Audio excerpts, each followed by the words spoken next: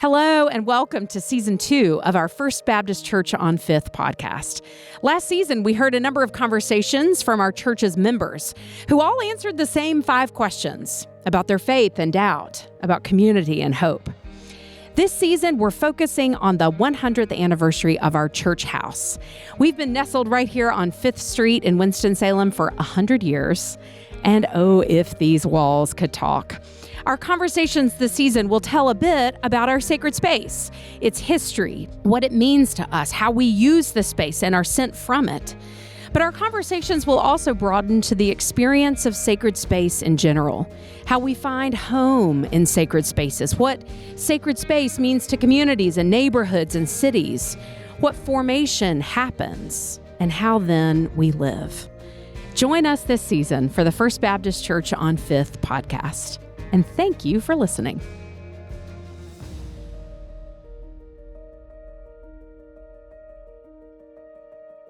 Hello, and welcome back to our First Baptist Church on Fifth podcast. I'm Emily Hull McGee. I'm one of our pastors. Here with me is our church historian, friend, and guide, Paul McCraw. You are listening to episode 5 of this story of the history of our church and its various homes. And where we last left off, we were designing this grand space, actually, in which we sit right now. And you heard about what it was like for the congregation to consider a space just like this here on 5th Street. And that is where we'll pick back up today. So, Paul, tell us a bit about what it was like for the church to inhabit this home right here on 5th Street back in the early 20s. The site was chosen because it was the tallest spot in the city. Right. It was a residential area, and they had to buy the houses. And the last house to be bought was on the corner of 5th and Spruce, and was allowed to remain there for a while they were constructing.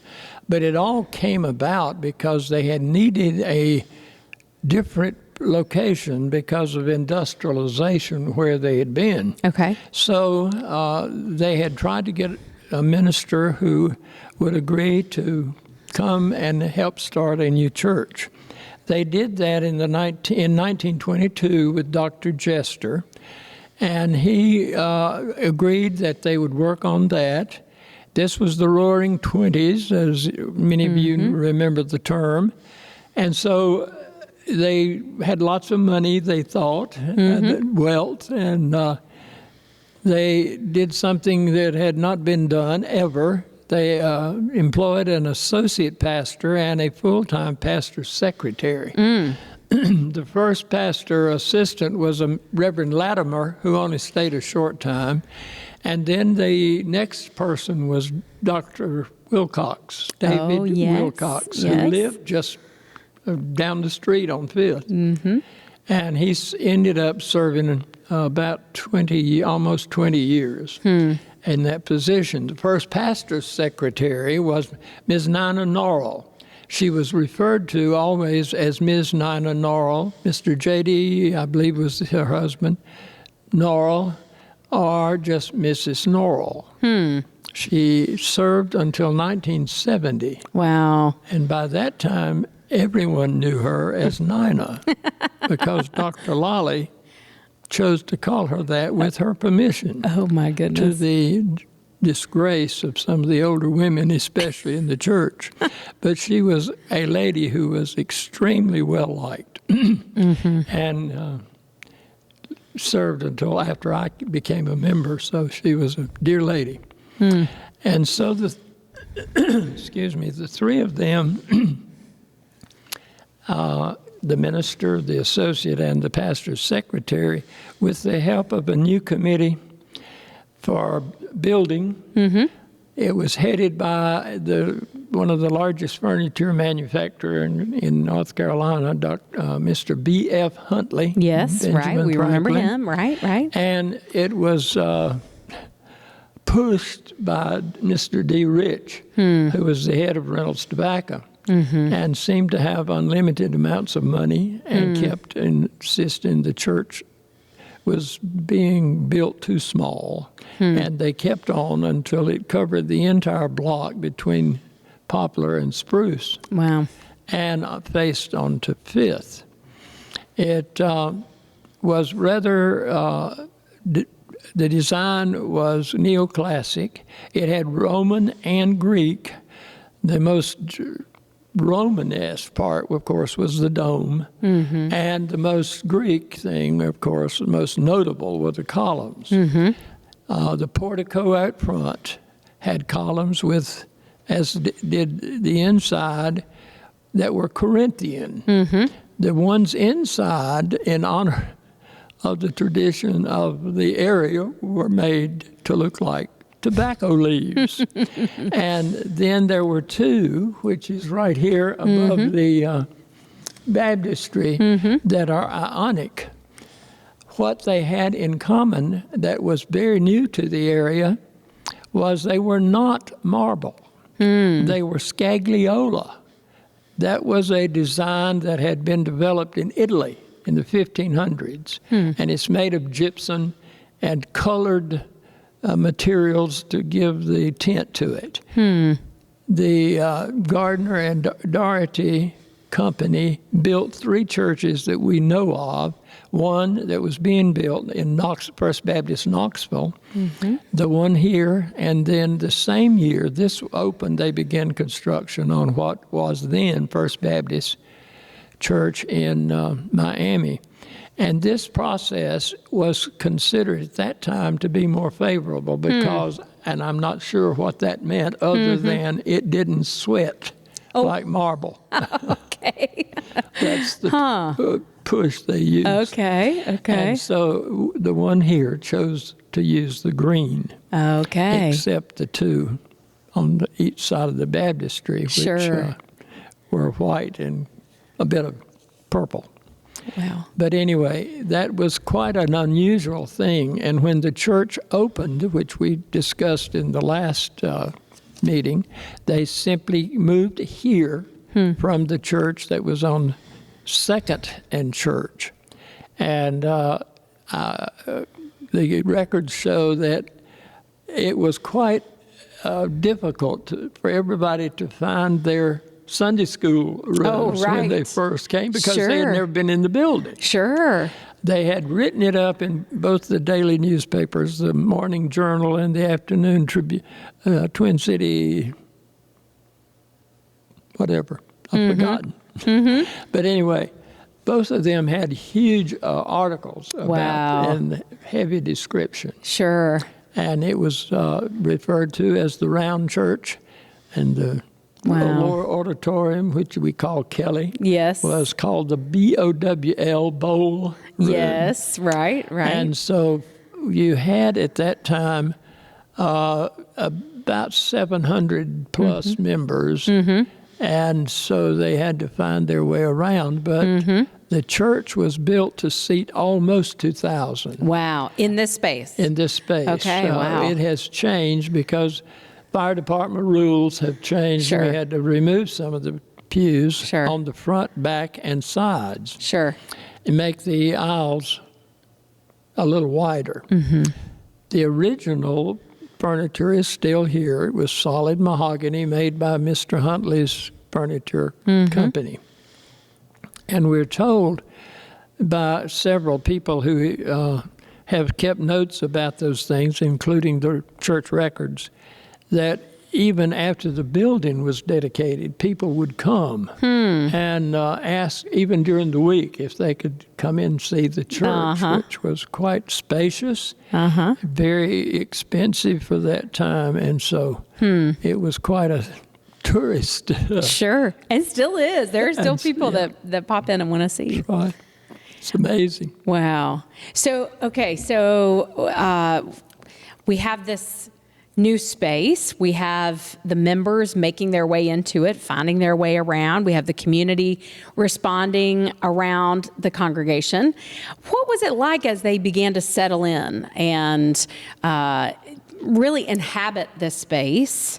And I'm thinking this might lead to sort of the next sort of major point in the church's history of a merger with the church up the street. So talk us through what that was like. Well, being the Roaring Twenties, every major church downtown except First Presbyterian, which only renovated and added to their space, moved somewhere west of where they were originally. Okay. So we were number 2 after the movement started. And so when they all began to grow in the end of the last half of the 20s. And it was true here. The membership continued to increase. And 10 years later, when they did merge, they had grown all the way to barely over 1,000 members, as did Brown Memorial, which had moved in 1911 from Broad Street to the southeast corner of 4th and Spring Street. Okay. And so that was the other church that ended up merging.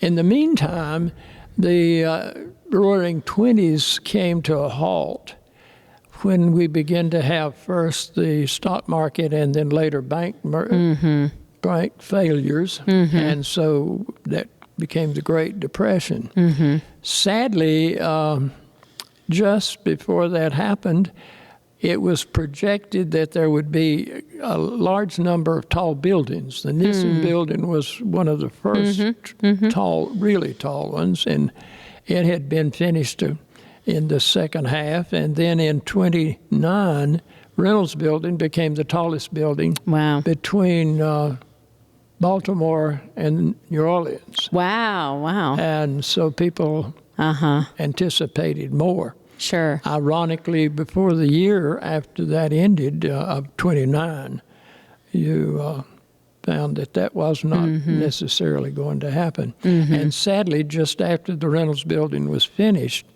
Dr. Brown passed away. And that was a very important move in the church. He had been a friend of the Bishop Ronthaler, excuse me, who had come the same year he did, and so to Winston, first as pastor of Home Moravian and then as bishop. And as he had requested, Dr. Ronthaler and his home pastor, Dr. Jester, did the funeral. That was more people than can get in the church. Wow. And so we have record of that, including the manuscript of both sermons, and they are amazing. They're held in the history room. And that was in this room? It was in here. This very building, yes. Wow. And he had the first prayer in the church when it opened in September of 1925. So he had been a major part and was called the pastor emeritus of all Baptist churches in Winston, as we mentioned previously. Sure. So tell me, what prompted the merger with Brown Memorial? Brown obviously taking its name from Dr. Brown. So tell me. And the name it was given when he was still living. Yes, Brown Memorial. right. So what prompted that? Why? Well, it was the downfall in the economy. Okay. And both churches had heavy debt. Yes. They had cut back on a number of things. First Baptist had cut back in ways that I'm not sure what happened at a similar situation at Brown, but they had asked the pastoral and the full staff to take a 10% cut in their salaries. Oh, wow. They had started, Mr. Wilcox, Reverend Wilcox, had started a church newsletter, rather extensive, called The Builder. It ceased publication, in spite of the fact, and most people might not realize that, it had advertisement from all over the city. And that helped, of course, keep it up as long as it could. But then most of the news was incorporated into the Sunday morning bulletin, which was also less expensively produced. Sure. So all these things had been done, and yet it was a problem. There was a secondary thing in that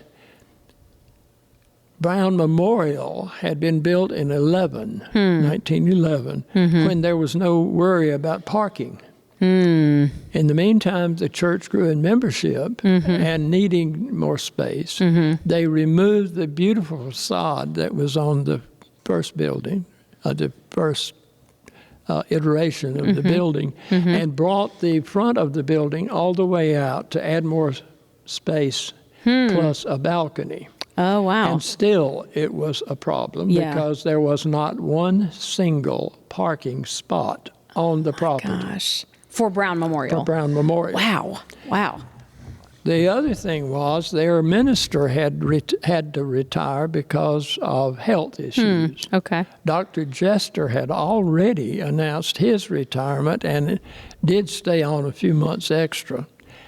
And so the person responsible was David Wilcox, and he is the one who effected the merger. Okay. So it was economic as well as pragmatic. Yes. And when it happened in each church, there were very few people who opposed it. Wow. And when the move took place, one person had said that there were only 3 from one church, from Brown, that did not choose. Is that right? Wow. Align. I don't know how reliable that fact was, but it is written. Yeah. And on the Sunday in April of 35, right? they walked 3 blocks from the church on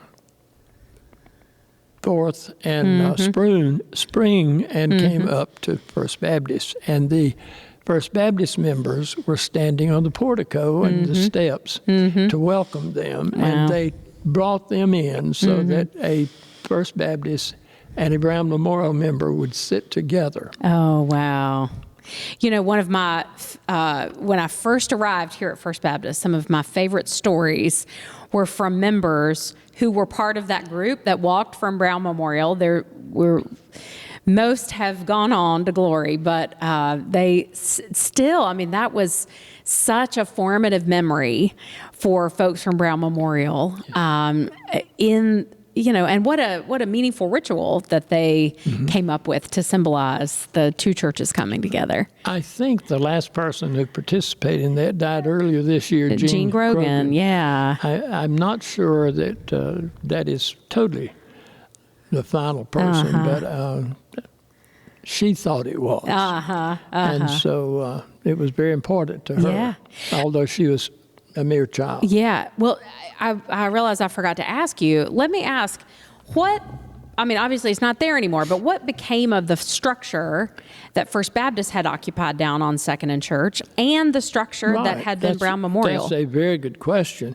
It's Reynolds Tobacco bought the property. Okay. And they also, I think, bought some of the other property that they did not own in that same block on both sides of the street. Okay. So it all became Reynolds Tobacco. Okay. Now, what happened at the Brown Church, Brown Memorial, was the church, I don't know how soon, was rented or leased to the Greek Orthodox Church. Is that right? And it was used until they built the current spot off Country Club in Silas Creek Parkway. Okay. Well, I could be misremembering, but my memory is that just the physical structures of our second building and Brown Memorial looked pretty similar. Is that right? Just the architectural design? No. Okay. The Brown Church had an inside dome that looked more like a 8-sided section on the outside with an entrance on the corner. Okay. The other church, and we have pictures of when it was first built in 11 and stayed that way until it needed to expand forward. Sure.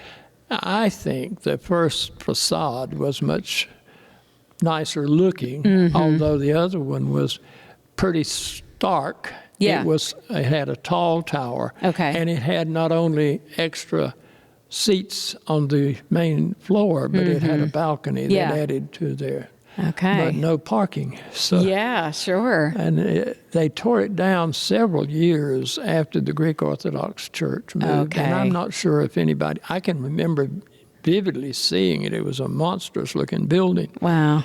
And so it is now apartments. Okay. And seems to be so tiny a spot. Yeah, sure. So that was part of their problem. Mm-hmm. So tell me, Paul, the Congregation of Brown Memorial merges with First Baptist.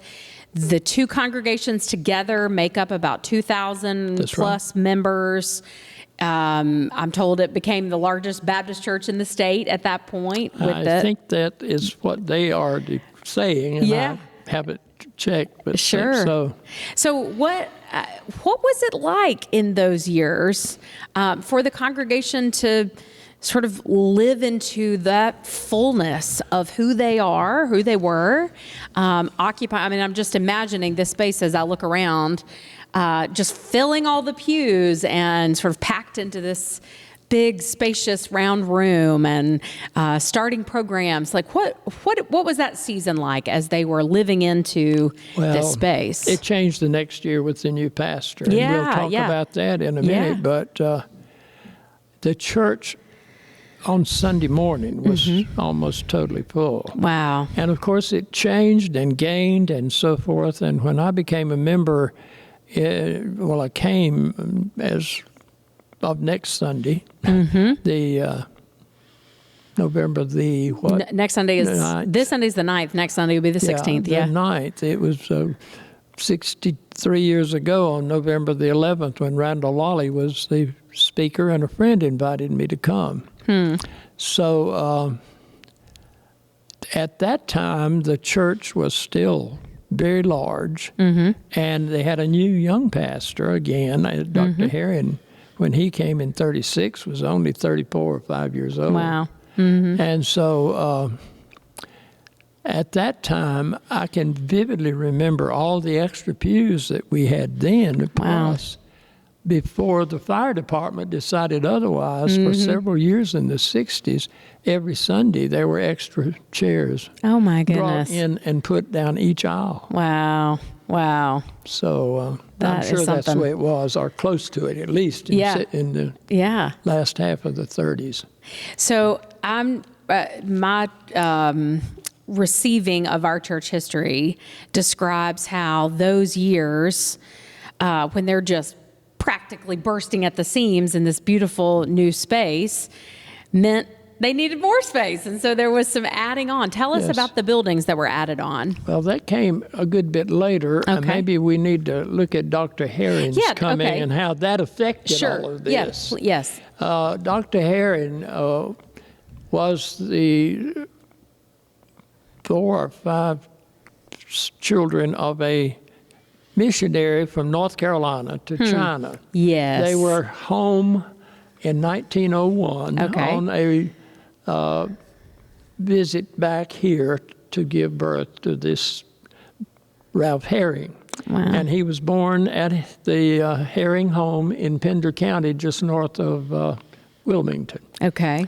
And but he grew up in China, as did his other children, the brothers and sisters. Yes. He eventually had, according to the records, 2 sisters and 3 or 4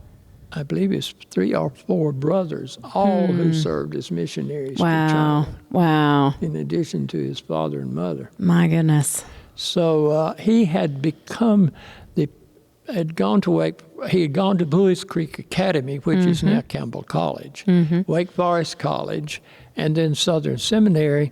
And because he was in Kentucky, he had sought pastorate in eastern Kentucky at a small church in Greenup County or nearby, and then at First Baptist in Ashland, Kentucky, which was an oil headquarter town. Gotcha. And so a pastor at Burlington first, found out that the church was looking for a new minister, and he highly recommended him. And the pulpit committee looked at the situation and brought him. And he became the pastor in April of 36 after the merger had taken place the year before. His immediate situation was, because of the Depression still rampant, that he started a whole new financial program to begin to do something to help with not only the budget, but to pay off the debt, which was over $300,000, close to $300,000. Wow. And got larger. The second thing he wanted to do, being in a family of foreign missions, he wanted to send more people back to China. And the church voted in 38 to send his sister Mary back to China and footed her bill. Wow. There was a report every Sunday if they had heard from her something about what she was doing in China. And then in 40, they sent a second person, Mary Mills Dyer, and her husband Robert, who was funded by a benefactor in Dallas, Texas. Okay.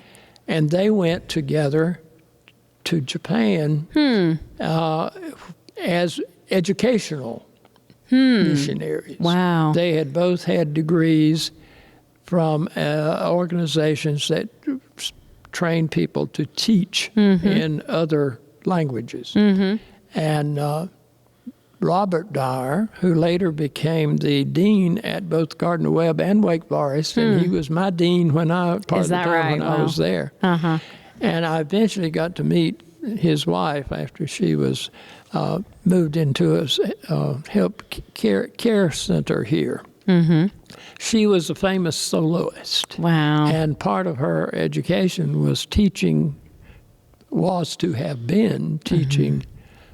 Christian songs to the people. But as we all know, in 41, we began the war had begun in Asia, and we didn't enter until the last of 41.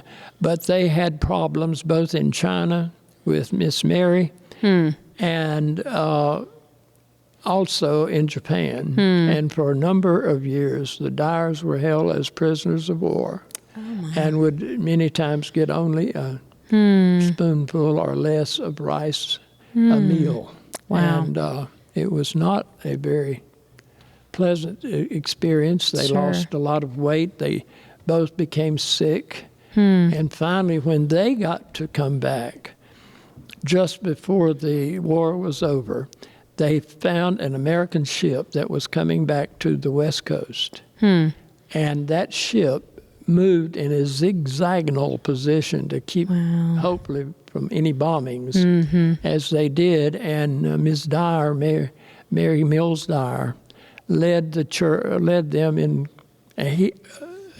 music all the way to keep their mind off. And Robert Dyer did different kinds of small sessions, not necessarily sermons. And he was very disabled. And of course, when she came back here, she came back in the music area here. So she was an amazing person. All of that to say that was part of the second part of Dr. Herring's position. And Dr. Herring had a daughter, Margaret, who's still living in Massachusetts. Okay. And 3 boys, I believe it was. They lived very close to Reynolds High School, and an interesting sidelight was the boys were invariably late, and they would always respond by saying, "You do know our father is a Baptist preacher, and he just says the blessing so long at breakfast, we're always late." Oh, no. So it became the joke about the boys. Oh, my goodness. But Margaret became a missionary herself in the United States. Wow. So that was an interesting part. Sure. Then in 1941 to 1945, 1943, for Okay. a 2-year period exactly, they began a building program or renovation program, which eventually cost $24,000. Wow. And that was in this space? This building. Okay. Yeah. Well, that sounds like a place to stop. That might be a good cliffhanger to figure out what they did in this space. It's going to be interesting to know. It certainly changed things. Paul, thank you so much for sharing these stories with us. To all of you who are listening, thank you for joining us for episode 5 of this deep dive in our history of the First Baptist Church on Fifth podcast. We'll see you next time.